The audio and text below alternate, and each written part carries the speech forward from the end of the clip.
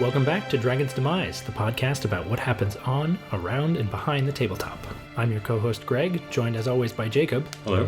And today we'll be reviewing Betrayal at the House on the Hill and its expansion, Widow's Walk. But first, let's talk about what we've been playing. So we just finished actually 2 games of Armadora. Yes, we did. It was quite a lot of fun. Another small box game, 2 to 4 players, with the 4-player option actually being a team option. So pretty standard sort of small box game from what we've seen, actually. I compared it to Small Star Empires and Battle Chaos, another game that, very similar sort of tile laying / strategic placement type of game. Yeah, and I've recently been very impressed by these small box games, including this one, where the way that you place everything and just there's a lot of thought behind the very simple rule set. So this one is pretty much territory control. You go about, you place palisades to create the territories, and at the same time you're also placing your warriors, who have numbers of 1 through 5, as power. Whoever has the most power in the territory at the end of the game gets the gold in that territory. Simple. That, of course, leads to other things. A rule that says that you can't have any territory with less than 4 squares.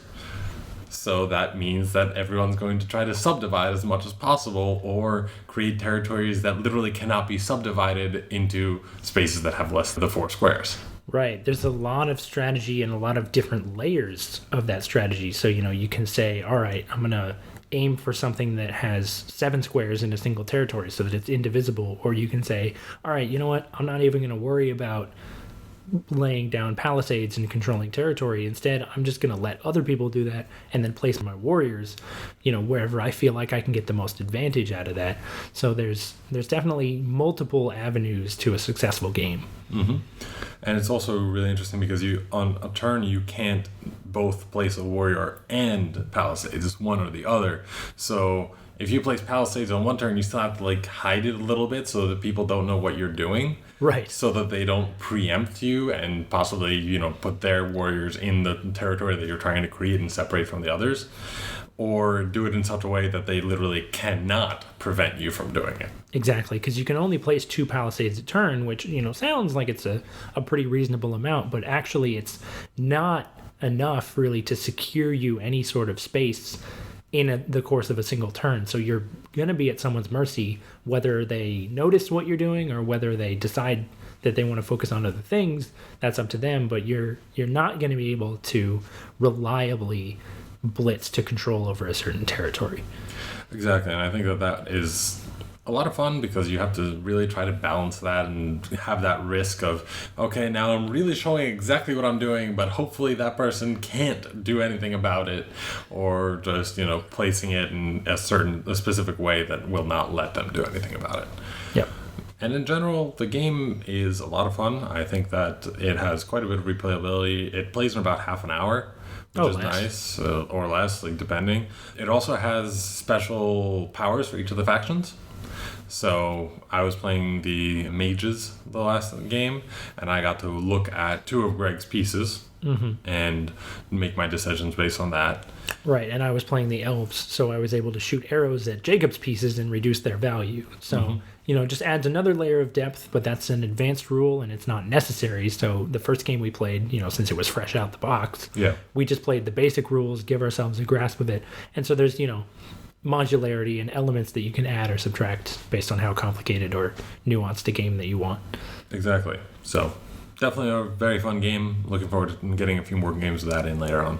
For sure. And I know this past weekend, you also had a chance to play Pandemic Legacy. That I did. It was not our game that we played together. It was the game that I played with my girlfriend. And we got through June, where we failed through June. Womp, womp, womp. Unfortunately. So it was tough. We were literally 1 card away. If 1 card was drawn, we lost, and if 1 card wasn't drawn, we would have won. Oh wow. It was literally at that point, it was whether or not a yellow card was drawn, because we had no more yellow cubes. And if we had to place another yellow cube, we would have lost. The yellow card was drawn, we were gone. So if that card had not been drawn, we would have won immediately because we had every other thing except for the Cure of Reds, which Jen had in her hand. And it was about to be her turn. That's... So, I mean, that's pandemic, though. It's that sort of brutal, you either make it or you don't, and if you make it, it's probably going to be by the skin of your teeth. Exactly, and it was exactly like that, and just so close. It turned out we were playing a few different characters, and we had the wrong combinations both times. The first time, I was the medic, and the second time I was not the medic, where the first time I shouldn't have been the medic, and the second time I should have been the medic. That's another thing. The game's going to morph over time. You can say, like, okay, objectively, this is the better character. It's more likely to be more useful, but then something happens and you don't draw any coda and you draw only the regular things, and the medic is like, why wasn't I in this game? Pretty much. Because the funny part is, with the yellow, it was the first one we cured. Really? Yes. And it just, you never eradicated it? We were never able to eradicate it. We were never able to get it off the board. And just more and more and more just kept coming up. There were outbreaks, there were everything. It was just going through the regular yellow virus, and yep, that was it. I mean, I feel like that's a rite of passage, though. With Legacy, you can't not completely lose a month. Yeah. It's something that you got to go through. You get, your battle scars, and you come out on the other side, and then you win the game with your head held high. But yeah, and I mean, we've been playing with 0 funding. Oh God! For most of the game. Okay. Like we've only ever had up to 2 funding. Okay, well then you're fine. You can afford to lose. You don't have to feel bad about losing, okay? I'm sitting here thinking like, oh, he's probably hovering around average, like 4 to 6 funding. Like, no, whatever, 0, dust off the shoulder. 0's down the board, and then this is, I think, only our second and third loss. Okay, well, I feel less bad for you now. Yeah. But that was my Pandemic Legacy game this weekend. It was still fun. I still enjoy the game. But we were also both working on Polaris. Yes, we were. We mentioned that last week. And, this is an RPG that we're looking to run. Jacob kickstarted it. Very thematic. The setting is just so wonderfully enriched. It's under the sea. There's lots of different supernatural elements. You've got the titular Polaris effect that you can, it's almost like magic. You can control sea creatures. That's super cool. You've got extraterrestrials. You've got high-tech science. Like, it's just a really, really compelling setting. So your tone is a little bit different than last week when we were talking about it.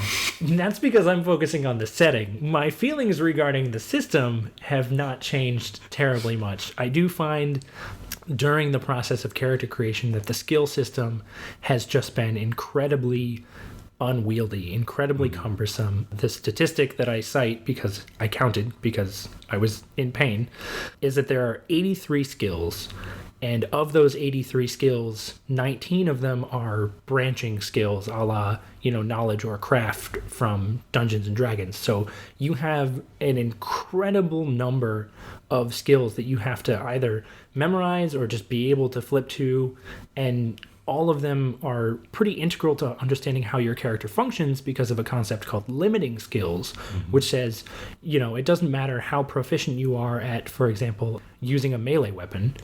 If you are underwater and your underwater maneuverability skill, because of course there's a skill, isn't that high, then you only succeed using the much weaker proficiency for underwater maneuvering than you would if you were using like a melee weapon. And it's just very complicated and interlocking system, which I'm sure will be fabulous once I get used to it and once I memorize it, because that's what I do. But for the process of character creation and for the process of, like, if I'm coming at this from the perspective of a new player, this is an incredibly overwhelming system.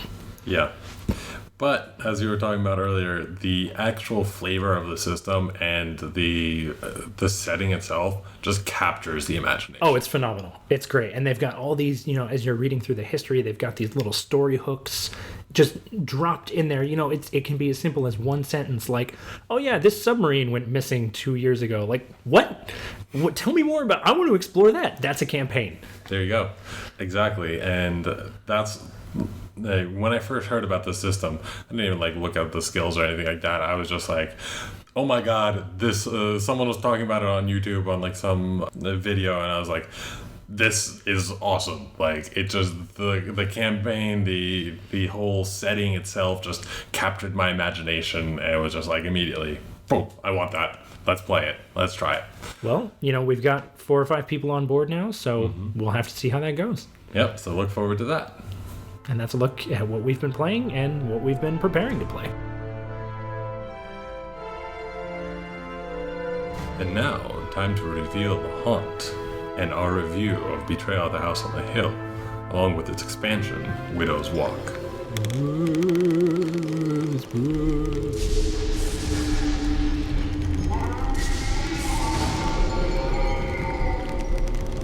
So Betrayal at the House on the Hill, classic game. I actually don't know when the original was released, but at least since I've been, in the board game scene, it's been around. It's been a known quantity. People love it. People love playing it. They love the stories. And it's really a very simple, straightforward game at the core of it. You're a bunch of characters, whether they're high school students, kids, mad scientists, fortune tellers, exploring this house. And as you go through, your power level is going to change. You're going to find some items, and then eventually one of you is going to trigger the haunt and become the betrayer. So, that's really the core, but there's obviously a lot more to that. Yeah. So first, let's talk about the characters a little bit. You can be one of, I believe it's 10 characters? I think there's 6 different mats, and each mat has 2 sides, so 12 characters. So you can be one of 12 characters who are going to explore this house. You have different stats. You have your speed, your strength, or might, as they call it, and those are your 2 physical stats. Then you have your sanity and your knowledge, which are your 2 mental stats. Basically, the way that it works is you take your characters, you start in the foyer of this house, and you start exploring. You can move up to your speed. So if you have a higher speed, you can move further and explore more. But you stop whenever you reveal a room, which is in a stack that tells you whether it's in the basement, in the main floor, the upper floor, or what have you. And when you reveal a room that has an event or an omen, you stop. And you keep going like that until someone triggers the haunt. Right. And so the haunt is going to be basically once you've explored a certain number of tiles that have omens on them, you're going to have, accumulated a certain number of omens among the party. Yes. And so each time you acquire a new omen, you're going to take 6 dice, and the dice are, they're not standard D6s. Instead, they've got 0s, 1s, and 2s. And you're just going to roll those 6 dice. And if the number that you've rolled is less than the number of omens you currently possess, then the haunt starts. Yep. Pretty simple. But along the way, you get to do a lot of different things. So you're in the beginning phase, you're walking around, you're exploring this house, you're creating pretty much the map that you're going to be playing in. Of course, you can also explore later on, but you have different goals. The beginning of the game is all about that exploration. And you're gaining items, you're doing different events that cause and trigger different other things. So when you go into a room that has an event, it could be that, the walls are bleeding and you have to do a sanity check in order to keep your sanity instead of losing it, and something like that. And the different events, they can cause you to lose or gain different traits depending on what they are. Same with items. You go and you pick up an item like an effigy, and that lets you roll an extra die whenever you have to do a skill check that's not an attack or a defense. But if you lose it, you lose one of each of your traits. So there are those different things. Right, and that's a pretty common theme with the items that you can find. It'll say gain 2 sanity or 1 might when you acquire this item, and then if you ever drop this item or it's stolen from you, you lose that amount. So, you're gaining those stats temporarily, but it's always conditional upon your possession of that item, which, in the early game, when you're just exploring the house, there's not a lot of reason to steal items from other people. But, once the haunt starts, maybe the betrayer says, you know what, I don't really want you to have that spear anymore. I'm going to swipe that from you so that you can't stab me. Exactly. And these different items, you keep them on you and you use them throughout. They can be very helpful with trying to get through the obstacles, getting through the different events and things like that. And the increases and decreases to stats really do matter, because if you get to the lowest point on any of your stats, so any of the 4 of them, you're dead. Now, the interesting part about this is that the scale of each of your stats is different from anyone else. So just because you're on the 3rd slot doesn't mean you're at 3 knowledge, for example. You could be a really smart character who at their beginning point on the 3rd slot is at 5, versus another character who focuses on a different stat and they could be at 2 or something like that. And then when you go up, you could go from 2 to 2 and then to 3 and then to 4 and then maybe have another 3 4s after that to max out. Versus, going down, you could even have a minimum of 3 speed as it is, but then you take 1 more speed damage and you're dead. Right. There's a sliding scale, but it doesn't necessarily start or end at the same point for each character, or even, on different sides of the same character token. But the way you take damage in the game is interesting as well, because it's never taking damage to a specific stat. Whenever you take damage, you're going to take either mental or physical damage. So say you take 2 dice of physical damage, so you would then roll 2 of those dice, and so you're going to be taking anywhere between 0 and 4 physical damage. And once you determine the exact number, that's going to come from either of your physical stats, and you get to choose.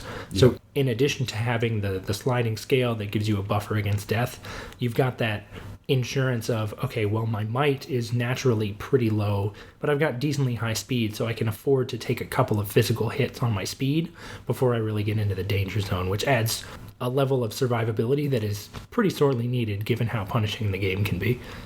Yeah, agreed. And I really like the way you can just divide up the damage that you take. It really helps, and definitely helps keep you alive.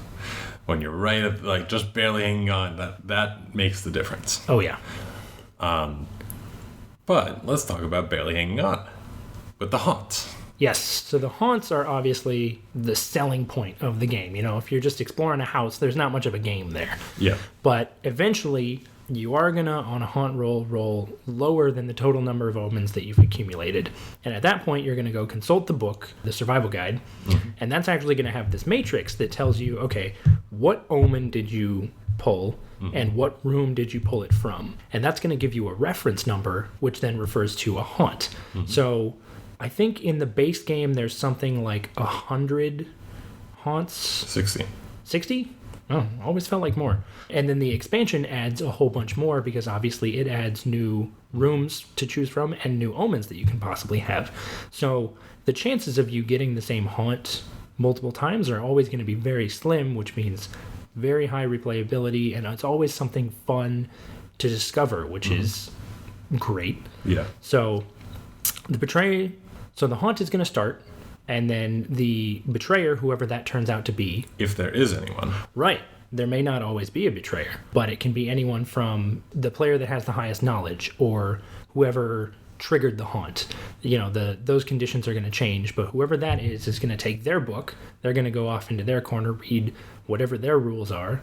The remaining survivors are going to read their rules, and then when everybody's ready, they're going to reconvene, and now the game has changed. It's not just about exploring the house. Now, each of the survivors is going to have a very definitive goal, and the betrayer is also going to have a definitive goal that's trying to prevent them either from escaping or from stopping them, and it's just very fluid in that sense. Agreed. The game really feels like you take every single B-movie trope and you put it into this game. You have everything from zombies to Frankenstein to like demons and clowns even. You've got everything that you can think of that is in any B-movie horror, except for maybe Thanksgiving, because I don't think that they managed to put a killer turkey in there. I wouldn't be surprised, though. We have not seen all the haunts yet, so it is possible. So all of these different kinds of tropes, everything like that, those are going to be the things that the haunts bring up. So you could be fighting a ghost, you could be trying to stop the person who betrayed you from summoning a demon into the house. And they all have really fun flavor text in the actual books. So, while you're doing this, it gives you like this little bit of atmosphere that usually someone tries to read out in a creepy-ish voice, which is always a lot of fun. And then you also have, of course, win text for either the betrayer or the survivors. And so it's just a very, very good, flavorful game. I think that it has a lot of really interesting scenarios. Each one is different, and each one also introduces some kind of different mechanic or different need or goal, which is really good, I think, because most of the game is actually pretty simple, but this gives you that extra bit of, now I'm going to have to do something different in order to get to this or to change this, and now there's these other rules and these other things coming up. Right, yeah. The core mechanics of exploration, and then once the haunt starts attacking, are really very basic, and then the haunt is just going to flesh those out in ways that are both unique and enjoyable. Exactly. But no game is perfect. That's right, and there's definitely a lot about Betrayal at the House on the Hill, even as strong a game as it is, that could be better. We both agree that the rules clarifications that come along with the haunts could be stronger. The base game, those core mechanics like we talked about are very simple, but when you split up the haunt into, okay, this is what the betrayer does and this is what the survivors do, you've got two sets of rules that are sometimes talking past each other almost. So I actually distinctly remember one scenario where the betrayer had a victory condition and the survivors had a victory condition, and those two things weren't mutually exclusive. And I don't know if they counted on that just being an extreme corner case, but we ended up experiencing that scenario, and we were like, we have no idea who wins, because this says that the survivors win, this says that the betrayer wins, and there's nothing about a tiebreaker or what happens if both of these conditions are met. So I think just clarifying those rules and kind of buffing up that language would go a long way towards solving those problems when they do occur. Yeah, exactly. And it's just a few clarifications here and there. I had a time when I was a betrayer that I wasn't sure if I had like unlimited numbers of certain components or a very limited number of certain components, and it just didn't clarify. And even if I read through the rules 3 or 4 times, I wasn't sure whether or not I was playing it right and whether or not I was cheating in my way or not doing something that I should have been doing. So I really think that is one of the weaker points. That being said, there are at the moment somewhere around 100 different haunts. So trying to get them all perfect is difficult, but I think that it really would help the game with a little bit more attention to those details. Absolutely. And, it's not something that we don't understand why it happened. I can't even imagine the sheer amount of work that went into producing these haunts. But, it's just one of those things that as players, we experience these and then we're kind of like, they could change that. And, games are coming out with multiple editions now. Maybe if they release a new edition, they'll take that feedback and they'll incorporate it. So I definitely have high hopes for the creators. The second thing that really bugs me a bit is some of the components. So the cards for the characters are little cardboard pentagrams, and they're cool. It makes sense to have it as a 5-sided shape because you have one of the different skills on each side. So you have 4 sides taken up by that, and then the bottom. So makes sense, really cool. But then how you're supposed to keep track of the skills on the slider is using these little cheap plastic things that do not stay on.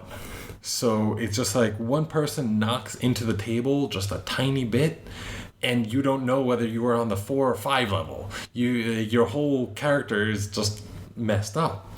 And I've gotten to the point where I just don't play with those cards anymore. I just have that in front of me to know where my base is, but use an app on my phone in order to actually use that versus using the components that they give me. Right. And I think one of the things that really speaks to that problem is that, this isn't an app that you've created yourself. And in fact, it's not the only one. Yeah. Like, I know for a fact that there are multiple different apps for tracking stats for characters at Betrayal on the House on the Hill, which means that there are lots of people out there who are experiencing this problem and who are experiencing it to such a degree that they're motivated to actually create something that intense to solve it.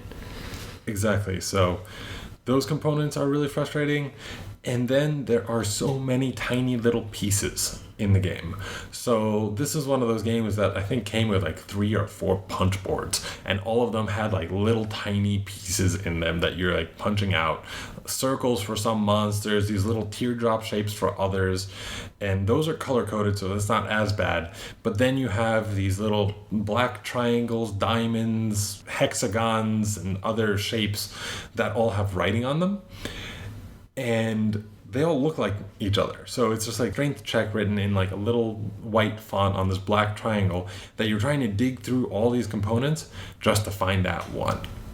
And that's the other thing that is just really frustrating, because it does take a long time to actually find the components that you need when you're playing the game, and that can really break immersion, which is something that you don't want to do in Betrayal of the House on the Hill, because this game is about immersion. Right, it's absolutely so atmospheric that if you have to take the time to root through, 2 or 3 dozen cardboard pieces looking for, where's the secret passage? Okay, I found that. Where's the other secret passage to go on the other side? It really just kind of slows down the pace of the game, and it's something that's really unfortunate. But again, we understand why it happens, given that there are so many different scenarios, and they're going to involve so many different types of specific pieces. It's just one of those things that we wish could be better.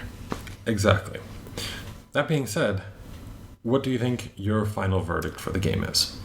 I think my final verdict for this game is going to be a play it. Like we said, wonderfully atmospheric, almost infinite replayability, but just the level of commitment that it takes. A lot of the haunts aren't short, and a lot of them are frustrating in certain ways. It's not something that you're going to want to play if you're not willing to be mad at your opponent, which could be said about a lot of different games. But I think for me, it's just not something that I would say is integral to having in my board game cabinet. Well, I'm going to disagree with you a little bit there, because I'm going to say buy it on this game, because Betrayal of the House on the Hill, I think, is the Halloween game. At the moment, I don't think there is a better, more accessible game to play if you want to play some sort of a atmospheric Halloween game. That's true. I'll give you that. And I really enjoy the way that it works, the exploration, and the fact that you will never play the same game twice. It's even if you get the same haunt, even if you get anything like that, you will be at different characters, different levels, different rooms. The house looks different. The basement looks different. Someone is stuck in the basement. Someone is in the attic now. There's just so many different things that can happen that you're never playing the same game, and it never feels the same. And you even mentioned that in the rules, it says that if you'd played this haunt before and you don't want to play it again, just pick a different one. Because that is how good the game is. You could just go ahead and say, all right, I'm going to go use this one instead. And because of that, I think that this is really a game that you should have in your game collection. It's definitely a buy it from me.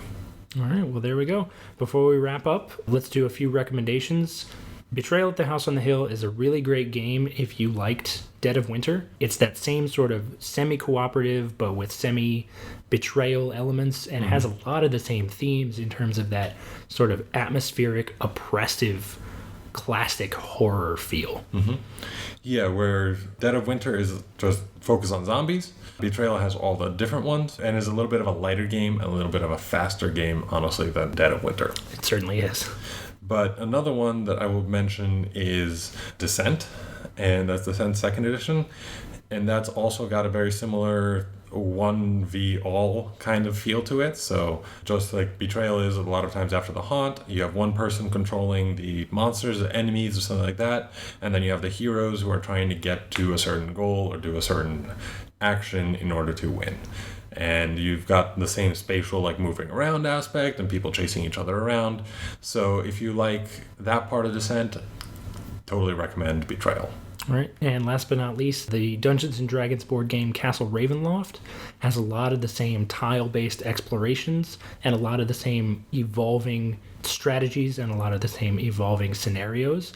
The difference there is that they're known ahead of time, but it's the same feel of, okay, we're going to go down into this dungeon/house, and we're not necessarily going to know what we're encountering. We're going to deal with it as it comes along, and we're going to hope to finish up with the objective once it gets revealed.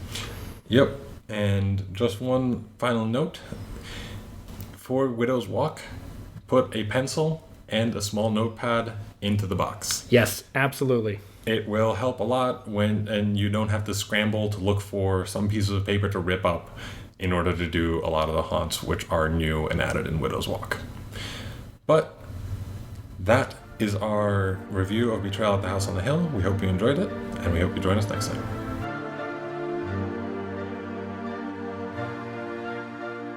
Thank you for joining us for this week's episode of Dragon's Demize.